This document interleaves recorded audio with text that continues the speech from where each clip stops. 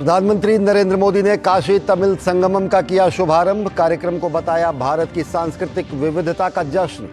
कहा, एक भारत श्रेष्ठ भारत की भावना को करता है मजबूत। प्रधानमंत्री विकसित भारत संकल्प यात्रा में भी हुए शामिल।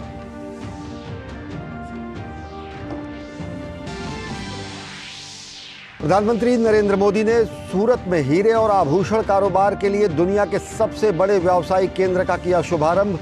कहा, सूरत शहर की भव्यता में जुड़ा एक और डायमंड दुनिया को देश की सामर्थ्य दिखाता है। ये डायमंड बोर्स।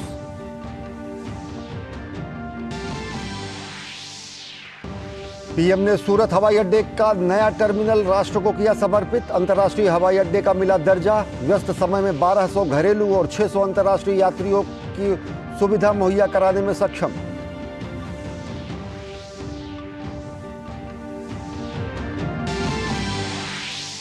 प्रधानमंत्री ने कहा, संसद की सुरक्षा में सेहत का मामला चिंताजनक, इसकी गहराई में जांच होना जरूरी। हिंदी दैनिक को दिए साक्षात्कार में प्रधानमंत्री ने कहा कि नीति और नीयत ही मोदी की गारंटी का है मतलब।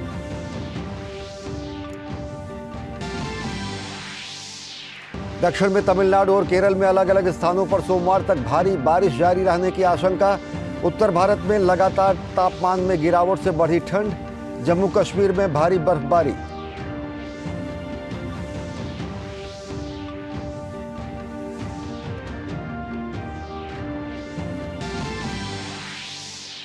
भारत ने पहले एक दिवसीय मैच में दक्षिण अफ्रीका को 8 विकेट से दी करारी शिकस्त। जीत के लिए मिले 117 रन के लक्ष्य को 17वें ओवर में किया हासिल। साई सुदर्शन और श्रेयस अय्यर ने खेली अर्धशतकीय पारी। अर्शदीप सिंह ने लिए 5 विकेट।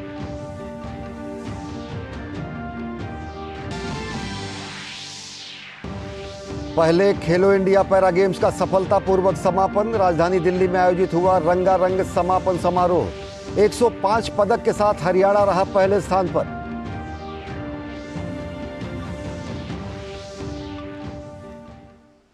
नमस्कार, मैं हूं अश्विनी कुमार मिश्र। देखते हैं खबरों को विस्तार से। प्रधानमंत्री नरेंद्र मोदी ने वाराणसी में काशी तमिल संगमम के 2023 के दूसरे संस्करण का शुभारंभ किया। शुभारंभ समारोह नमो घाट पर आयोजित किया गया। भारत की प्राचीन संस्कृति के बीच बेहतर संबंधों को साझा करने के उद्देश्य से यह आयोजन किया गया है और इसमें तमिलनाडु के तमाम क्षेत्रों के लोग हिस्सा ले रहे हैं। काशी तमिल संगमम प्रधानमंत्री नरेंद्र मोदी के एक भारत श्रेष्ठ भारत के दृष्टिकोण के अनुरूप है। कार्यक्रम के दौरान प्रधानमंत्री नरेंद्र मोदी ने तमिल भाषा के ग्रंथों के ब्रेल लिपि में हुए अनुवाद का भी विमोचन किया।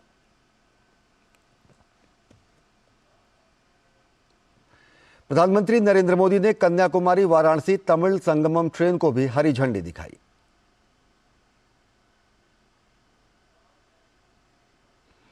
प्रधानमंत्री नरेंद्र मोदी ने काशी तमिल संगमम से जुड़ी एक प्रदर्शनी का भी अवलोकन किया। यहां काशी और तमिल संस्कृति से जुड़ी जानकारियां और वस्तुओं को संजोया गया है।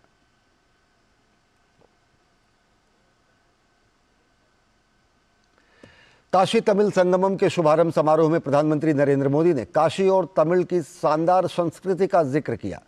प्रधानमंत्री नरेंद्र मोदी ने इन दोनों के बीच ऐतिहासिक और मजबूत रिश्ते का उल्लेख करते हुए कहा कि आज काशी तमिल संगमम की आवाज पूरे देश में नहीं बल्कि पूरी दुनिया में जा रही है।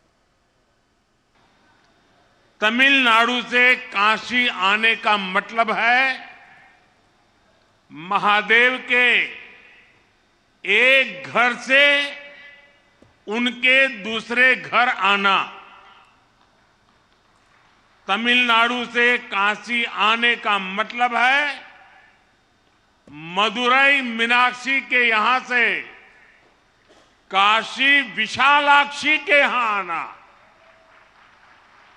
इसलिए तमिलनाडु और काशी वासियों के बीच हृदय में जो प्रेम है, जो संबंध है, वो अलग भी है और अद्वितीय भी है। प्रधानमंत्री नरेंद्र मोदी ने कहा कि दुनिया के दूसरे देशों में राष्ट्र एक राजनीतिक परिभाषा है, लेकिन भारत एक राष्ट्र के तौर पर आध्यात्मिक आस्थाओं से बना है। प्रधानमंत्री ने एक भारत श्रेष्ठ भारत की भावना का जिक्र किया। उन्होंने कहा कि इसी भावना का प्रदर्शन उस समय भी हुआ जब नए संसद भवन में सेंगोल को स्थापित किया गया। एक भारत श्रेष्ठ भारत की ये भावना उस समय भी नजर आई जब हमने संसद के नए भवन में प्रवेश किया। नए संसद भवन में पवित्र सेंगोल की स्थापना की गई है। आदिनम के संतों के मार्गदर्शन में यही सेंगोल 1947 में सत्ता के हस्तांतरण का प्रतीक बना था। एक भारत श्रेष्ठ भारत की भावना का यही प्रवाह है जो आज हमारे राष्ट्र की आत्मा को सींच रहा है। प्रधानमंत्री ने प्रधानमंत्री के संबोधन के दौरान एक नया प्रयोग करते हुए एआई आधारित अनुवाद सुविधा का उपयोग किया गया और इसके तहत भाषणी के माध्यम से प्रधानमंत्री के संबोधन का तमिल भाषा में अनुवाद प्रसारित किया गया। प्रधानमंत्री नरेंद्र मोदी ने वाराणसी में विकसित भारत संकल्प यात्रा में भी हिस्सा लिया। प्रधानमंत्री ने विभिन्न जन कल्याण योजनाओं से जुड़े स्टॉल का अवलोकन किया और वहां मौजूद लाभार्थियों से संवाद किया।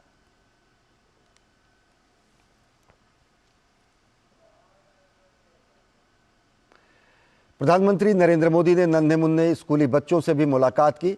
ये बच्चे प्रधानमंत्री को अपने बीच पाकर उल्लास और उत्साह से लबरेज थे।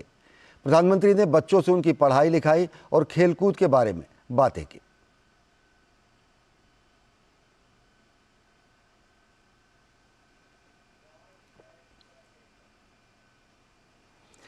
कार्यक्रम के दौरान विकसित भारत का संकल्प भी दिलाया गया।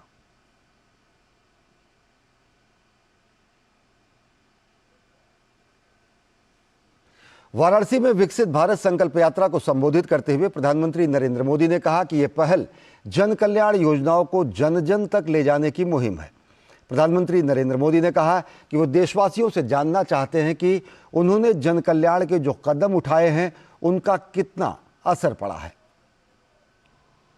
जो सरकार की योजनाएं हैं, जिनको मिला है, उनसे सुने कि भाई क्या क्या मिला, कैसे मिला, प्राप्त करने में कोई कठिनाई तो नहीं हुई, कोई रिश्वत तो नहीं देनी पड़ी, जितना तय था उतना मिला कि कम मिला। एक बार जाएंगे तो इसका हिसाब किताब भी हो जाएगा। तो ये विकसित भारत संकल्प यात्रा जो है ना, वो एक प्रकार से मेरी भी कसौटी है, मेरी एग्जामिनेशन है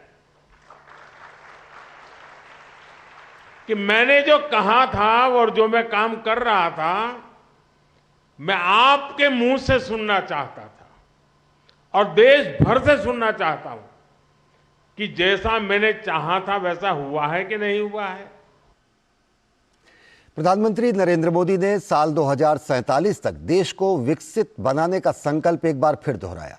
प्रधानमंत्री ने कहा कि देशवासियों के एकजुट प्रयास से हम इस संकल्प की सिद्धि कर सकते हैं। अगर हम इस समय 140 करोड़ देशवासी इसी मिजाज से भर जाएं, बस अब हमें देश को हमें आगे ले जाना है, ऐसे नहीं रहना है। हर एक की जिंदगी बदलनी है, हर एक की शक्ति का सम्मान होना चाहिए, शक्ति का उपयोग होना चाहिए, तो देश को आगे बढ़ाना चाहिए। एक बार ये मन में ये बीज बो रहे ना, आज 25 साल में तो ऐसा वटवृक्ष बनेगा, 2047 में 2047 में विकसित भारत बन जाएगा और बच्चों को फल मिलना शुरू हो जाएगा। प्रधानमंत्री नरेंद्र मोदी ने वाराणसी में विभिन्न जन कल्याण योजनाओं के लाभार्थियों से संवाद किया। मेरी कहानी मेरी जुबानी के तहत लाभार्थियों ने अपने जीवन में आए सकारात्मक बदलाव से जुड़े अनुभवों को साझा किया। मेरा मकान पहले मिट्टी का था, दादा परदादा के ज़माने का था, और मिट्टी जब बारिश होता था तो मकान गिरता था, पानी भरता था और हम आगे बढ़ नहीं पाते थे। बस 2 ठे बेटियां हैं, उनको हम अच्छे से उनका देखभाल नहीं कर पाते थे और ना हम अपना कोई शौक़ पूरा कर पाते थे। और मिट्टी का मकान रहने के कारण कोई मेहमान आते थे घर पे तो हम उनका सेवा नहीं कर पाते थे और अगल बगल के लोग जो हैं हंसी करते थे कि मकान बढ़िया नहीं है। फिर पति ठेले पे सब्जी लगाते थे तो उनको पता चला आवास योजना के बारे में और योजनाओं के बारे में, तो गए फॉर्म डलवाएं, पैसा मिला, मकान बना। मकान इतना अच्छा बना है कि बहुत खुशी होती है। कितना पैसा मिला? 2.5 लाख। 2.5 लाख? जी सर। और कितनी किस्त में मिला? एक बार 50,000 आया था, फिर 1.5 लाख आया था, फिर 50,000 आया था। तो आपका मकान जैसा आपको चाहिए था वैसा बन गया? जी सर। तो बच्चों को अच्छा लग रहा है मकान? बच्चों को बहुत अच्छा लग रहा है, बहुत खुशी होती है। क्या फर्क आया अच्छे मकान में रहने के बाद? आपके जीवन में क्या फर्क आया, क्या बदलाव आया? मकान अच्छा नहीं था तो हम आगे बढ़ नहीं पाते थे, ठेले पे सब्जी लगाते थे। मकान अच्छा बनने के कारण हम अब मार्केट में छोटी दुकानें हो गई हैं और बच्चों को अच्छे स्कूल में डाले हैं और मेहमानों का स्वागत अच्छे से कर लेते हैं। मकान बढ़िया नहीं था तो हम दीपावली नहीं मना पाते थे अच्छे से, ना घर में दीप दिया अच्छे से जला पाते थे। मकान बढ़िया बनने से घर में अच्छी सी रोशनी आई है और मेहमानों का हम अच्छे से स्वागत कर लेते हैं। तो अभी पैसे बचाते हैं कुछ? हाँ, पैसे मतलब राशन कार्ड बना है, गैस मिला है और आयुष्मान कार्ड मिला है। तो जो राशन में हम पैसे तो आप लगाते और जो लोग होंगे जो कच्चे घर में रहते होंगे, हाँ या झोपड़ी में रहते होंगे, उनको बताएंगे कि मोदी का गारंटी है? जी बताएं तो उन लोग भी पूछने लगे और मकान बना तो फिर बाहर बोर्ड लगा था तो आते जाते लोग भी देखें तो उन लोगों को भी हमने बताया। और पति मार्केट में रहते थे तो सब लोग पूछे कि देखिए, मकान। सबको आप बताइए कि आपको मिला है बिना किसी जान पहचान को, बिना किसी रिश्वत को आपको पैसा मिला, आपका घर बन गया। औरों को भी बताइए, जिसका कच्चा घर हो, झोपड़ी में रहते हो, उनको बताइए कि मोदी जी हैं, उनका गारंटी है, आज नहीं तो कल उनकी बारी आएगी। जी। वाराणसी दौरे पर पहुंचे प्रधानमंत्री का स्वागत करने के लिए काशीवासी उमड़ पड़े। सड़कों के दोनों तरफ खड़े हजारों लोगों ने दिल खोलकर प्रधानमंत्री का अभिनंदन किया। लोगों ने मोदी मोदी और भारत माता की जय के नारे लगाए। अपने प्रेम का इजहार करते हुए लोगों ने प्रधानमंत्री की गाड़ी पर फूल भी बरसाए। प्रधानमंत्री ने इस प्रेम के लिए जनता जनार्दन का आभार जताया और हाथ हिलाकर अभिवादन भी किया।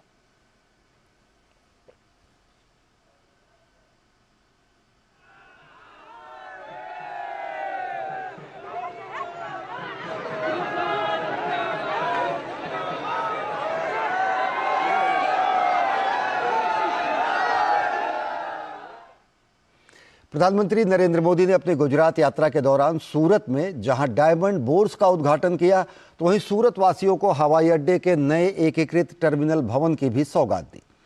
प्रधानमंत्री नरेंद्र मोदी ने इस दौरान आयोजित कार्यक्रम को संबोधित करते हुए कहा कि सूरत हवाई अड्डे पर नवनिर्मित टर्मिनल से इसका दर्जा अंतर्राष्ट्रीय हवाई अड्डे का हो गया है और इससे सूरत के हीरा और कपड़ा उद्योग को काफी फायदा होगा। अंतर्राष्ट्रीय हीरे और आभूषण कारोबार के लिए दुनिया के सबसे बड़े और आधुनिक केंद्र सूरत डायमंड बोर्स का उद्घाटन प्रधानमंत्री नरेंद्र मोदी ने किया। इसे कच्चे और पॉलिश किए गए हीरों के साथ साथ आभूषणों के व्यापार के एक वैश्विक केंद्र के रूप में विकसित किया गया है। इसके जरिए एक ही स्थान पर आयात निर्यात के लिए एक्सचेंज में अत्याधुनिक सीमा शुल्क निकासी गृह, खुदरा आभूषण व्यवसाय के लिए आभूषण मॉल और अंतर्राष्ट्रीय बैंकिंग और सुरक्षित वॉल्ट की सुविधा उपलब्ध कराई गई है। रॉ डायमंड हो, पॉलिश डायमंड हो, लैब ग्रोन डायमंड हो या फिर बनी बनाई ज्वेलरी, आज हर प्रकार का व्यापार एक ही छत के नीचे संभव हो गया है। कामगार हो, कारीगर हो, व्यापारी हो, सबके लिए Surat diamond bourse one stop center है। यहां इंटरनेशनल बैंकिंग और सुरक्षित वॉल्ट्स की सुविधा है। यहां रिटेल ज्वेलरी बिजनेस के लिए ज्वेलरी मॉल है। सूरत की डायमंड इंडस्ट्री पहले से ही 8 लाख से अधिक लोगों को रोजगार दे रही है। अब सूरत डायमंड बोर्ड से भी 1.5 लाख साथियों को रोजगार मिलने वाला है। भारत के पक्ष में बने वैश्विक माहौल का असर उद्योगों की उन्नति पर भी पड़ा है। पीएम मोदी ने कहा कि दुनिया भर में भारत की चर्चा हो रही है और मेड इन इंडिया आज के समय में सशक्त ब्रांड बन चुका है। सरकार का प्रयास है कि देश का निर्यात रिकॉर्ड ऊंचाई पर पहुंचे, जिसमें सूरत का डायमंड उद्योग भी महत्वपूर्ण भूमिका निभा सकता है। हम देश के एक्सपोर्ट को भी रिकॉर्ड ऊंचाई पर ले जाने के लिए काम कर रहे हैं। अभी डायमंड ज्वेलरी के एक्सपोर्ट में भारत बहुत आगे है। सिल्वर कट डायमंड और लैब ग्रोन डायमंड में भी हम अग्रणी हैं। लेकिन अगर पूरे जेम ज्वेलरी सेक्टर की बात करें तो दुनिया के टोटल एक्सपोर्ट में भारत का शेयर सिर्फ 3.5% है। सूरत अगर ठान ले तो बहुत ही जल्द जेम्स ज्वेलरी एक्सपोर्ट में डबल डिजिट में आ सकते हैं। और मैं आपको गारंटी देता हूं, आपके हर प्रयास में सरकार आपके साथ खड़ी है। पीएम ने सूरत हवाई अड्डे को नए एकीकृत टर्मिनल भवन की भी सौगात दी। ये व्यस्त घंटों के दौरान 1200 घरेलू यात्रियों और 600 अंतर्राष्ट्रीय यात्रियों को संभालने की क्षमता रखता है और इसमें सर्वाधिक व्यस्त घंटों के दौरान की क्षमता 3000 यात्रियों तक बढ़ सकती है। टर्मिनल भवन एक तरह से सूरत शहर का प्रवेश द्वार है, इसलिए इसे स्थानीय संस्कृति और विरासत के साथ डिजाइन किया गया है। सूरत से दुबई की फ्लाइट आज से शुरू हो रही है। बहुत जल्द हांगकांग के लिए भी फ्लाइट शुरू होगी। गुजरात में अब 3 इंटरनेशनल एयरपोर्ट हो गए हैं। इससे डायमंड के अलावा यहां की textile industry, tourism industry, education और स्किल सहित हर सेक्टर को लाभ होगा। इससे पहले पीएम मोदी का लोगों ने भव्य स्वागत किया। सड़क पर जमा हुजूम अपने प्रधान सेवक की एक झलक पाने के लिए बेताब नजर आया। पीएम मोदी ने भी लोगों का अपने खास अंदाज में अभिवादन किया। विशाल बैरिस्टो और मेघना देव के साथ ब्यूरो रिपोर्ट, डीडी न्यूज। और केरल के राज्यपाल आरिफ मोहम्मद खान ने राज्य में बिगड़ते कानून व्यवस्था पर चिंता जताई है। उन्होंने कालीकट विश्वविद्यालय के परिसर में राज्यपाल के खिलाफ पोस्टर लगाने के मामले को गंभीरता से लिया है। राज्यपाल कार्यालय ने एक प्रेस नोट जारी कर इसके लिए केरल के मुख्यमंत्री को जिम्मेदार ठहराया है। प्रेस रिलीज में कहा गया है कि काले बैनर और पोस्टर परिसर के अंदर यूनिवर्सिटी गेस्ट हाउस के ठीक बाहर लगाए गए हैं, जहां माननीय राज्यपाल ठहरे हुए हैं। राज्यपाल का मानना है कि मुख्यमंत्री के निर्देश के बिना ऐसा नहीं हो सकता और स्पष्ट रूप से राज्य में संवैधानिक तंत्र के पतन की शुरुआत है। उन्होंने कहा कि मुख्यमंत्री द्वारा जानबूझकर ऐसी कार्रवाइयां की गई हैं जो कि संवैधानिक मशीनरी के विघटन का कारण बनती हैं। इस बीच एसएफआई ने कालीकट विश्वविद्यालय परिसर में राज्यपाल के खिलाफ बैनरों के साथ विरोध प्रदर्शन किया। इससे पहले राज्यपाल के आदेश पर ऐसे बैनर को हटा दिया गया था। रात में भी तनावपूर्ण स्थिति बनी रह सकती है क्योंकि एसएफआई अपना विरोध प्रदर्शन तेज करने की योजना बना रही है। इस बीच कुलाधिपति के रूप में राज्यपाल ने विश्वविद्यालय के कुलपति से वर्तमान स्थिति के संबंध में स्पष्टीकरण देने को कहा है। सोमवार को राज्यपाल यूनिवर्सिटी में श्री नारायण गुरु के बारे में आयोजित सेमिनार में मुख्य वक्ता हैं। एसएफआई का आरोप है कि राज्यपाल विश्वविद्यालय सीनेट को अपने ही नामांकितों से भर रहे हैं। खेलो इंडिया पैरा गेम्स का पहला संस्करण राजधानी दिल्ली में सफलतापूर्वक संपन्न हुआ। पहले खेलो इंडिया पैरा गेम्स में सर्विसेज स्पोर्ट्स कंट्रोल बोर्ड सहित 32 राज्यों और केंद्र शासित प्रदेशों के 1400 से अधिक प्रतिभागियों ने हिस्सा लिया। खेलो इंडिया पैरा गेम्स के पहले संस्करण में हरियाणा ने 40 स्वर्ण, 39 रजत और 26 कांस्य पदक सहित कुल 105 पदक जीतकर पहला स्थान हासिल किया। वहीं 25 स्वर्ण सहित कुल 62 पदक जीतकर उत्तर प्रदेश ने दूसरा और तमिलनाडु ने 20 स्वर्ण पदक सहित कुल 42 पदक जीतकर तीसरा स्थान हासिल किया। खेलो इंडिया पैरा गेम्स का पहला संस्करण राजधानी दिल्ली में सफलतापूर्वक संपन्न हुआ।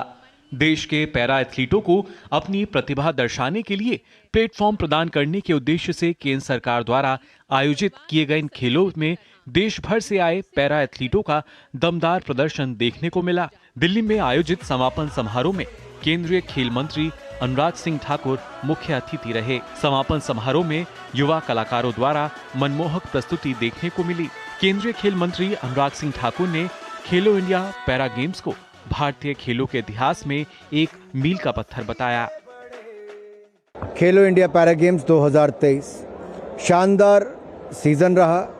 7 स्पोर्टिंग डिसिप्लिन में लगभग 1450 खिलाड़ियों ने भाग लिया और इसमें हरियाणा नंबर 1 पर, उत्तर प्रदेश नंबर 2 पर तो तमिलनाडु नंबर 3 पर आया।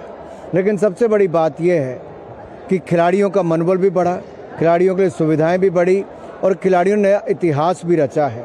पैरा गेम्स के माध्यम से, इनकी कहानियों से अब देश के उन लोगों में, दिव्यांगजन में एक नया उत्साह, नया उमंग, नया जोश दिख रहा है खेलों में भाग लेने के लिए।